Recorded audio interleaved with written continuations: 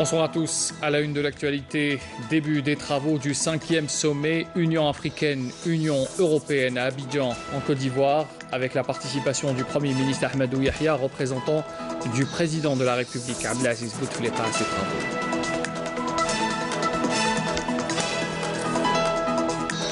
L'Algérie, un pays ouvert sur l'Afrique, le gouvernement algérien accorde chaque année des milliers de bourses d'études pour les étudiants venus des pays africains, des jeunes qui bénéficient de toutes les commodités offertes par les universités algériennes. Un reportage à suivre tout à l'heure. Nous parlerons également ce soir du développement industriel dans la wilaya de Tizi Ouzou, avec une nouvelle unité de production de tracteurs qui est fin prête pour entrer en production. Elle est d'une capacité de production de 3000 tracteurs. Et puis la veille du Mouloud, c'est demain à Bni Abbas. Comme à l'accoutumée, de grandes festivités sont au programme. Cette fête religieuse est également célébrée dans d'autres régions comme à Oran, dans les Zaouïas. On le verra également tout à l'heure. Bienvenue à tous. Les travaux du 5e sommet Union africaine-Union européenne ont débuté donc ce mercredi à Abidjan avec la participation du Premier ministre Ahmadou Yahya, représentant du président de la République Abdelaziz Bouteflika. Ce sommet auquel prennent part plus de 5300 délégués verra aussi la présence de 83 chefs d'État et de gouvernement représentant 55 pays d'Afrique et 28 pays européens, ainsi que des délégations de pays invités, de la Commission de l'Union africaine et de la Commission de l'Union européenne, des organisations internationales, régionales et sous-régionales également. L'objectif du sommet, dont le thème est investir dans la jeunesse pour un développement durable, consiste à dynamiser le partenariat entre l'Union africaine et l'Union européenne. Il s'agit notamment des défis de paix et de la sécurité, de la migration clandestine et la mobilité des personnes, du développement durable, la gouvernance, les droits de l'homme, les investissements et le commerce également, ainsi que le développement des compétences et la création d'emplois. Et puis il s'agit aussi d'évaluer ce qui a été réalisé dans le cadre de la mise en œuvre du plan d'action 2014-2017 adopté lors du dernier sommet tenu à Bruxelles, notamment en matière de paix et de sécurité. Le sommet sera sanctionné aussi par une déclaration politique et approuvera le document portant projet prioritaire conjoint. Avant l'entame des travaux de ce sommet, sachez que le représentant du président de la République, le Premier ministre Ahmed Ouyahia, a eu des échanges avec le président tunisien Beji Caid Sebsi pendant ce sommet présent. Je le rappelle, à ce sommet, le chef de la diplomatie Abdelkader Al-Messahel était également présent lors de cette rencontre. Et puis Ahmadou Yahya a également discuté avec le président de la République arabe sahraoui démocratique, Brahim Ghali. Il faut rappeler que la RASD est présente à ce sommet aux côtés des pays africains, membres de l'Union africaine, pour discuter avec leurs homologues de la rive nord. Abdelkader Al-Messahel était également présent lors de cette rencontre.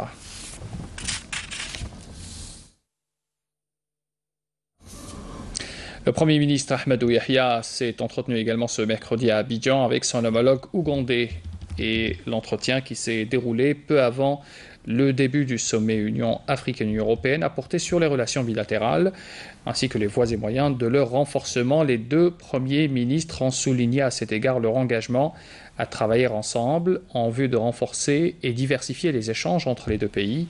La question du Sahara occidental a également été abordée. L'entretien s'est déroulé en présence de Abdelkader Al-Messahel, le chef de la diplomatie algérienne. Autre entretien qu'a eu le Premier ministre Ahmadou Yahya avec son homologue estonien, toujours à Abidjan, dont le pays, il faut le rappeler, assure la présidence de l'Union européenne. Et au cours de cet entretien, Yahya avait abordé avec son homologue estonien l'état et les perspectives de coopération entre les deux pays, bien sûr. Yahya et Ratas ont abordé aussi les principales questions inscrites à l'ordre du jour de ce sommet et ont à cet égard exprimé leur attachement au renforcement de la coopération qui existe entre les deux organisations, tout en se félicitant de la tenue de ce sommet d'Abidjan qui constitue une étape importante dans ce cadre. L'entretien s'est également déroulé en présence du ministre des Affaires étrangères, Abdelkader Al-Messahel. L'Algérie a toujours cultivé cette culture de la coopération avec les pays africains, amis et frères. Cela se concrétise dans plusieurs domaines, notamment dans l'enseignement et de la formation. L'Algérie accorde en effet chaque année des milliers de bourses d'études pour les étudiants venus des pays africains, des jeunes étudiants qui bénéficient de toutes les commodités offertes par les universités algériennes. Reportage Nakhla Lorbi. Ils sont pas moins de 7 918 étudiants issus de 45 pays africains à avoir bénéficié d'une bourse pour poursuivre leurs études dans les universités algériennes. Cette année, on compte 1919 nouveaux inscrits. En plus de la bourse, ces étudiants ont également droit aux œuvres universitaires. Cette année, nous avons mis en place une plateforme qui permet aux étudiants étrangers qui bénéficient des bourses du gouvernement algérien de pouvoir postuler en ligne à partir de leur pays. L'accueil d'étudiants africains en Algérie constitue un des piliers de notre politique extérieure, de la politique étrangère algérienne, qui vise à apporter une contribution au développement de la ressource humaine du continent africain. Les quotas de bourse sont octroyés en fonction des considérations politiques et géostratégiques, entre autres. Néanmoins, il faut savoir que les pays du champ, comme la Mauritanie, le Niger, le Mali ou encore le Tchad, sont prioritaires. Ces pays bénéficient, comme nous l'explique le directeur de la coopération au ministère de l'Enseignement supérieur et de la recherche scientifique, de quotas de bourse allant de 150 à 200 par an. Et ils sont inscrits en priorité en fonction des priorités qui sont exprimées par leur pays, notamment dans des filières qui sont orientées vers des besoins de développement tels que le génie, la technologie, l'informatique, l'agroalimentaire, le développement durable, le numérique, etc. Connus pour leur grande mobilité, les étudiants africains investissent pourtant chaque année en masse les universités algériennes. D'abord parce qu'elles sont très attractives et offrent moult avantages, et parce qu'avec 106 institutions universitaires intégrées dans tous les programmes de coopération internationale, l'Algérie possède le réseau universitaire le plus structuré au niveau du continent africain. Dans l'ensemble, Dieu merci, vraiment nous sommes très satisfaits de l'accueil qui est réservé à nos étudiants. Et ici au ministère également, nous avons une oreille attentive. Nulle part au monde, on a rencontré ce que l'Algérie est en train de faire. L'Algérie fait d'énormes sacrifices pour la formation des étudiants africains, particulièrement africains et tchadiens en particularité.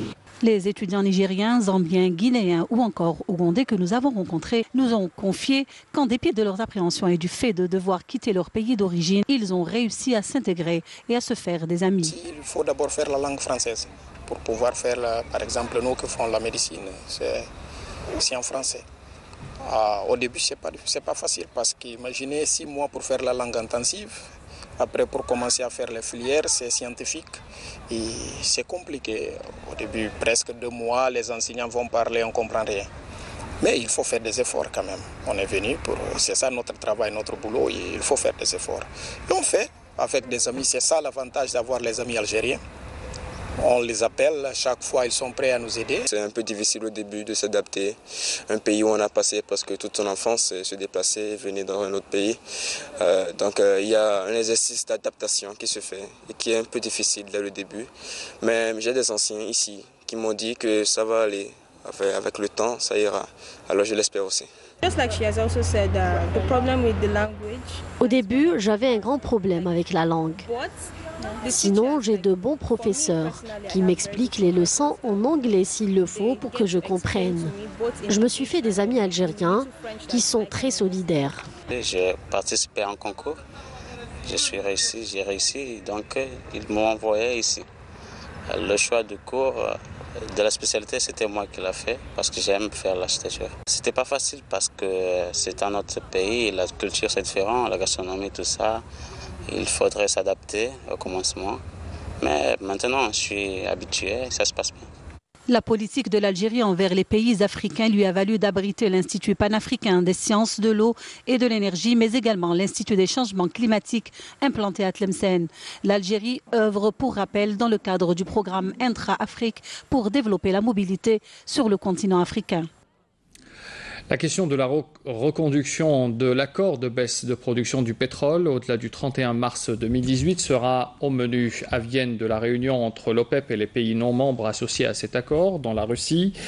En fait, ce sont deux rendez-vous majeurs qui sont prévus dans la capitale autrichienne, la conférence ministérielle de l'OPEP et puis la réunion ministérielle des pays OPEP et non OPEP auquel prend part le ministre de l'énergie Mustafa Guitouni. Afef Belouchet. Faire le point sur les travaux accomplis par les sous-commissions des différents pays pour arriver à une évaluation globale de l'application de l'accord historique signé par le cartel pour enrayer la chute des cours du pétrole, c'est le premier objectif de la réunion du comité de suivi ministériel conjoint OPEP et non-OPEP. Globalement, cet accord a été satisfaisant. Les pays donc ont respecté leurs quotas respectifs et puis les choses se sont bien passées. Sans l'effort de l'Algérie, je ne pense pas qu'on serait arrivé à cette stabilité des prix. Et sans l'implication du président de la République, sans les efforts qui ont été consentis par M. le président de la République, on ne serait pas arrivé à cet accord. L'autre enjeu étant de proposer des recommandations à la conférence ministérielle de l'OPEP non-OPEP qui se tiendra demain pour maintenir la stabilisation du marché via la prolongation de l'accord de limitation de production qui avait été étendu au printemps dernier jusqu'en mars 2018.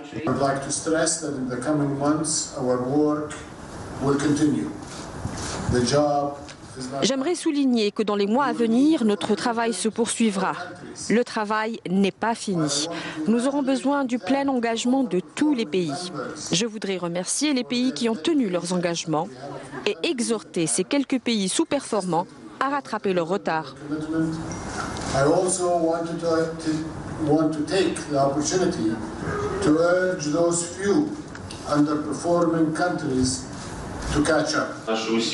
Nous croyons fermement que nos efforts sont le facteur déterminant en vue d'assurer un retour à des liens sains d'offres et de demande sur le marché pétrolier, d'appuyer l'activité d'investissement dans notre industrie à long terme et de redonner la stabilité au marché ainsi que de minimiser les activités des spéculateurs. Un sujet qui était au cœur de l'entretien bilatéral entre Guitouni et son homologue saoudien plus tôt dans la matinée. Et si les analystes semblent croire en de sérieuses chances de voir l'accord prolongé sur toute l'année prochaine, rien d'officiel n'a encore filtré. Les traders, eux, ont les yeux rivés sur cette réunion qui se révèle être aussi importante que celle de 2016. L'autoroute Est-Ouest bientôt payante avec la réalisation des points de péage qui avancent à grands pas. Plus de 60% des travaux sont achevés. L'Algérienne des autoroutes annonce leur entrée en fonction vers fin 2018. Le prix du kilomètre parcouru à travers les axes autoroutiers n'est cependant pas encore fixé. Reportage Abdelmajid Bankassi. Voilà ce à quoi va ressembler en animation 3D une gare de péage algérienne de demain. L'Algérienne des autoroutes a mis le paquet pour finaliser la réalisation de ces stations à travers tous les axes autoroutiers dont le réseau ne dépasse pas aujourd'hui les 1300 km. Avec un objectif, atteindre les 5000 km d'ici à l'horizon 2030. L'installation d'équipements de dernière génération a bel et bien commencé. Des gares seront livrés. Normalement, pour ce qui concerne la date fin de réalisation, ça va être en espérant fin 2018. Le taux d'avancement, on est bien avancé, on est à l'ordre de 60%. Dans le cadre de la réalisation du projet de l'autoroute Est-Ouest, plusieurs équipements et installations vont être installés sur l'autoroute Est-Ouest. Donc on trouve parmi ces équipements les postes d'appel d'urgence, les caméras de vidéosurveillance, les PMV, des panneaux à message variable. On trouve aussi des stations météo. Mais pas seulement. D'autres équipements pour mesurer l'intensité du trafic autoroutier seront installés avec le concours d'entreprises étrangères dans le cadre d'un partenariat avec des entreprises algériennes. Des stations de recueil de données de trafic. Donc tous ces équipements vont être collectés de l'information et collectés au niveau de centres d'entretien et d'exploitation. Donc, au niveau de ce centre d'entretien et d'exploitation, on va collecter les informations. Par la suite, on va les diffuser au niveau par le biais de la radio FM. Il y aura une radio FM dédiée à l'autoroute Est-Ouest. Il y aura aussi, comme on a dit, les panneaux à message variable. Comme ça, on pourra informer l'usager sur l'état, sur les différents incidents ou accidents trouvés dans l'autoroute Est-Ouest. Informer les usagers, une bonne chose, et dès qu'on franchit la barrière d'accès à travers une des nombreuses gares de péage, où seront déployés des centaines d'agents qui seront recrutés dès que l'utilisation de l'autoroute deviendra payante. On a 55 gares de péage installées tout au long de l'autoroute Est-Ouest, 48 sur échangeurs et on a 7 en plein voie. C'est des gares en plein voie où l'usager peut rentrer et accéder à l'autoroute, bien sûr.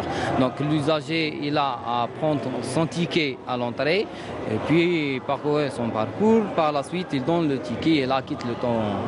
Donc il acquitte par 3 types de péage. On a le télépéage avec un badge et sans arrêt, donc avec un badge sans arrêt. Donc on a le paiement en espèces et bien sûr le paiement avec carte bancaire. Et concernant le nombre de recrutements, on va dire on est autour de 2000 personnes, 2000 agents qui vont assurer l'entretien, l'exploitation de l'autoroute Est-Ouest. Quant au prix du kilomètre de péage, il n'est toujours pas fixé.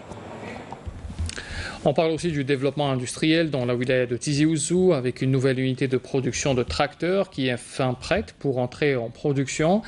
Elle est d'une capacité de 3000 tracteurs. L'usine permettra d'employer à terme plus de 200 travailleurs et d'alimenter les opérateurs économiques en pièces détachées. Le reportage de Qaddour Djouabi, commentaire Abdelhalim Yaïch. Située à Tizi Ouzou, cette usine d'assemblage de tracteurs et de matériel d'accompagnement agricole est le fruit d'un partenariat algéro-indien. Elle peut produire jusqu'à 3000 tracteurs par an ainsi que 221 références de pièces de précision. L'usine va également permettre de créer un pôle de sous-traitance qui sera en mesure de fournir d'autres partenaires. Nous avons également prévu un centre d'usinage où nous allons fabriquer 221 références de pièces de précision pour moteurs et boîtes à vitesse, ce qui va nous permettre d'atteindre un taux d'intégration assez appréciable. Et nous prévoyons également la création d'une unité de sous-traitance qui va aussi peut-être aider d'autres opérateurs économiques à améliorer leur taux d'intégration. C'est un ensemble industriel digne d'intérêt et c'est un investissement lourd que nous avons réalisé ici. L'ensemble industriel étant opérationnel depuis plusieurs mois, il permet la création de plus de 200 emplois directs, un chiffre qui devrait augmenter avec le début de la production. La société m'a envoyé en Inde où j'ai fait une formation et là, nous commençons à former nos techniciens. Nous avons une main-d'œuvre qualifiée et nous avons des tracteurs aux normes internationales dont la puissance varie de 40 à 95 chevaux. Ce partenariat dans le domaine industriel est un investissement qui permettra de développer la production nationale en plus de créer une dynamique de développement économique dans la région. On continue de parler de développement. Depuis quelques années à Tiaret, une briqueterie est entrée en fonction. Elle alimente tout le marché des wilayas limitrophes avec sa capacité de production de 600 tonnes par jour. Reportage Saïda Mayouf. La daïra de Frenda, dans la wilaya de Tiaret, a vocation certes agricole, mais dans le développement industriel se fait nettement sentir. En témoigne cette briqueterie opérationnelle depuis 2014. Une usine moderne d'une capacité de production allant jusqu'à 600 tonnes de briques par jour et qui se tourne également vers la diversification du produit. C'est une unité de 600 tonnes jour. Actuellement, on fait 400 tonnes. À peu près 400 tonnes, parce qu'on a un petit problème d'espace, mais on a acquis 14 000 mètres carrés pour l'extension. Donc, possible dans 6 mois, l'augmentation, la production sera... On livre nos produits dans la wilaya de Mascara, Saïda, Tiaret. Les briqueteries qu'ils ont venues pour développer et donner un souffle important aux opérateurs économiques, surtout au domaine de l'habitat, et d'encourager bien sûr les matériaux de construction. On a 3 briqueteries. La meilleure, la première qui est en exploitation, c'est la briqueterie de la salle Boumerdès. Il y a une autre briqueterie qui vient d'être ouverte, c'est la briqueterie de Ain Kermes, c'est la briqueterie de Rahouia. La carrière de sable acquise en 2016 au lieu dit El Makhraf à 3 km de Frenda et sans nul doute un atout indéniable au développement, mais aussi à la réussite de la briqueterie Sarle Boumerdès. La matière première, au début, on avait un problème. C'était les sables parce qu'on dépendait d'un privé. On achetait chez lui du sable, quand il n'y a pas, on s'arrête.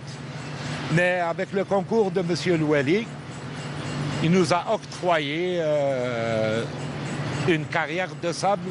C'est à 3 km de Frenda. Parce que le sable, il rentre dans la composition de la brique. Et la Sarle Boumerdès, ce n'est pas uniquement la briqueterie. Je vais vous dire, nous sommes les leaders dans les matériaux de construction. On a une carrière de 500 tonnes jour d'agrégat. On a la carrière de sable. Et puis, on va produire à Tiaret les produits agglomérés. Le volet formation, au départ sur le tas, mais bien organisé par la suite, contribue à améliorer le rendement du personnel. The factory he can produce our brick. Avec l'augmentation de la production, la formation des ouvriers s'avère plus que nécessaire pour une meilleure qualité du produit. Avec la création de 250 postes d'emploi actuellement, la briqueterie compte doubler ce chiffre grâce à l'extension prévue incessamment. Puis ils sont plus de 40 apprentis du secteur de l'enseignement et de la formation professionnelle dans la wilaya d'Ilizi à avoir bénéficié de contrats d'embauche au niveau de l'entreprise SKTM et de la Société algérienne de production de l'électricité, la SPE, dans le cadre d'une convention de coopération signée entre ces deux entreprises et le secteur de la formation professionnelle. SKTM, une entreprise économique qui occupe une place de choix dans le programme national de développement des énergies renouvelables. Cette filiale de la Sonelgaz mise sur la formation des ressources humaines. Elle a permis au cours de ces dernières années d'assurer l'apprentissage des stagiaires de différents centres de formation professionnelle d'Ilizi.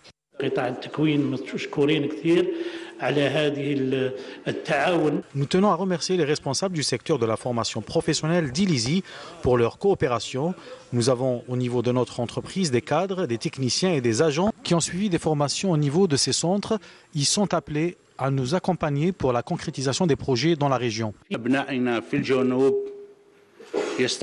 Les jeunes du Sud ont besoin de suivre des formations dans différents domaines, ce qui leur permet d'obtenir des postes d'emploi dans les différentes sociétés nationales. Plus de 40 apprentis spécialisés en électronique et électromécanique issus du secteur de l'enseignement et de la formation professionnelle d'Ilizi ont signé aujourd'hui leur contrat d'embauche au niveau de l'entreprise SKTM. L'initiative s'inscrit au titre de la stratégie du secteur visant l'accompagnement des promus du secteur de la formation professionnelle pour leur insertion professionnelle. Grâce à la coordination entre les différents partenaires pour la formation d'une main-d'œuvre qualifiée, capable de renforcer la dynamique de développement de la région. J'ai suivi une formation de 2 ans au niveau d'un centre de formation professionnelle et Dieu merci, aujourd'hui nous avons signé nos contrats de travail. Nous avons été recrutés au niveau de la SKTM, c'est un grand honneur pour nous. Nous espérons que d'autres stagiaires auront la chance d'intégrer les différentes sociétés nationales. Le secteur de la formation professionnelle à Ilizi s'emploie à mettre en œuvre de nombreuses conventions de partenariat avec d'autres secteurs d'activité pour l'insertion des jeunes diplômés. Des détachements de l'armée nationale populaire et des éléments de la gendarmerie nationale ont arrêté à Djidjel 5 éléments de soutien au groupe terroriste, tandis qu'un pistolet mitrailleur de type Kalachnikov et un chargeur de munitions ont été saisis à Boumerdès. On apprend par ailleurs qu'un détachement de l'ANP a intercepté à Ingezem 11 contrebandiers et saisi un véhicule tout-terrain, 1,4 tonnes de denrées alimentaires et 2,75 kg de drogue.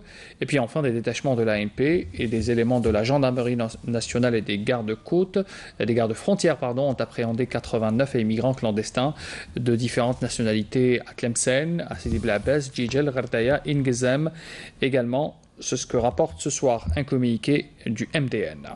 C'est le retour du froid et des intempéries en Algérie. Des averses orageuses et de la grêle affecteront à partir de ce soir jusqu'à vendredi les wilayas de l'ouest et du centre du pays. C'est ce qu'indique un bulletin météorologique spécial. Les wilayas concernés sont Tlemcen, Ain Timouchen, Toran, Mostaganem, Chlef, Tipaza, Alger, Boumerdès et enfin Tizi Ouzou. Les cumuls estimés atteindront ou dépasseront localement les 50 mm durant la validité de ce BMS qui expirera vendredi donc à 21h précisément. Alger, la Mecque des révolutionnaires, un film documentaire doublement primé au dernier festival méditerranéen du film documentaire. Une distinction méritée pour ce film qui est revenu notamment sur le parcours d'un des personnages les plus emblématiques du XXe siècle, Che Guevara, un personnage exceptionnel qui a marqué toute une génération. Le Che avait une relation particulière avec l'Algérie dont il vantait le combat triomphant contre le colonialisme. Hasna Zoubedi. Nous avions à développer une économie dans un pays où chaque morceau de fer venait de l'étranger, où la technologie était issue d'un pays étranger qui nous faisait la guerre. C'est un extrait de son discours sur la planification prononcé à la salle Al-Atlas en 1963. Cette personnalité qui a tant marqué les nouvelles révolutions est toujours présente en Algérie à travers un boulevard. Le boulevard Che Guevara constitue la majeure partie du boulevard du front de mer face au port d'Alger, appelé pendant la Révolution et même après l'indépendance de l'Algérie, boulevard de la République. Ce boulevard porte depuis 1967 le nom de ce dirigeant de la Révolution cubaine. La visite de Che, en lui-même, il venait un peu se ressourcer quelque part, parce que l'Algérie avait une symbolique très forte, c'est-à-dire sur le plan international, c'était, lui-même l'a dit, c'était la Mecque des révolutionnaires. La révolution algérienne constituait un espoir fou pour l'ensemble des pays dominés, colonisés. Donc l'Afrique en a profité d'ailleurs. L'Algérie était un refuge de tous les révolutionnaires africains. Si l'un des principaux boulevards de la capitale algérienne porte le nom de Che, c'est loin d'être une coïncidence. Che Guevara a milité pour la décolonisation et appuyé la cause algérienne pendant la Révolution. 50 ans après sa mort, Ernesto Rafael Guevara, de son vrai nom, reste le symbole de lutte, d'espérance et d'internationalisme, même pour la nouvelle génération.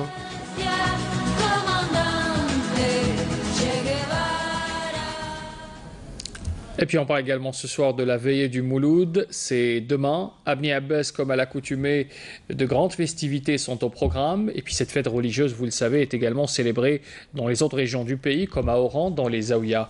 On voit cela en image avec Hassiba Abdallah. C'est ainsi que se prépare la ville d'Oran à la fête de la naissance du prophète Mohammed, que le salut soit sur lui, Al-Mawlid al-Nabawi Sharif. Dans cette zaouïa du Cheikh Al-Alawi, les fidèles se réunissent autour de chants religieux. C'est surtout une occasion de prendre part à tout un rituel.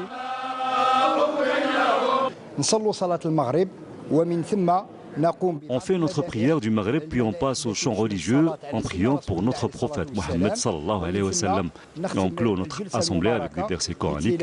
Juste après, on fait la prière du Isha et on se salue en souhaitant de se revoir le jour suivant. Au sud-ouest de l'Algérie, à Bni Abbas, l'ambiance est beaucoup plus festive. Sur la place du théâtre de la ville, des tireurs de baroud assurent un spectacle au milieu d'une foule venue de partout. Des visiteurs qui ont même parcouru des centaines de kilomètres pour y assister. On est venu l'année passée et cette année aussi. Ça nous plaît énormément. Il y a même ma belle famille qui est venue spécialement d'Allemagne. Je suis venu de Tlemcen pour fêter le Mawlid Nabawi Sharif comme tous les Algériens. On a choisi Bni Abbas qui est pour nous la meilleure destination pour fêter cet événement. Le baroud, les tenues traditionnelles en blanc, tout est beau et bien organisé ici. C'est en effet la bonne organisation et la richesse du programme de ces festivités qui ont fait de Bni Abbas la destination incontournable pour cet événement.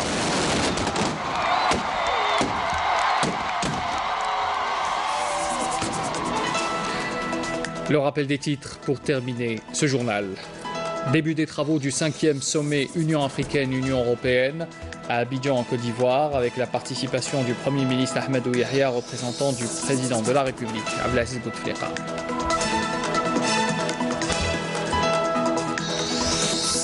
L'Algérie, un pays ouvert sur l'Afrique. Le gouvernement algérien accorde chaque année des milliers de bourses d'études pour des étudiants venus des pays africains, des jeunes qui bénéficient de toutes les commodités offertes par les universités algériennes.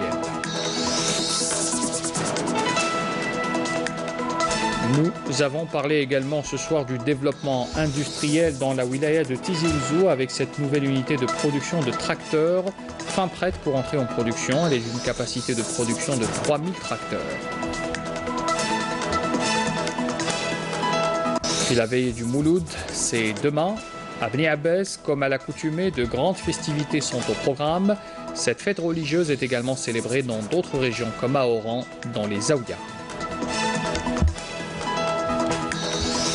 Fin de ce journal, merci de l'avoir suivi. Très bonne soirée à tous et très bon week-end. Je vous retrouve dimanche.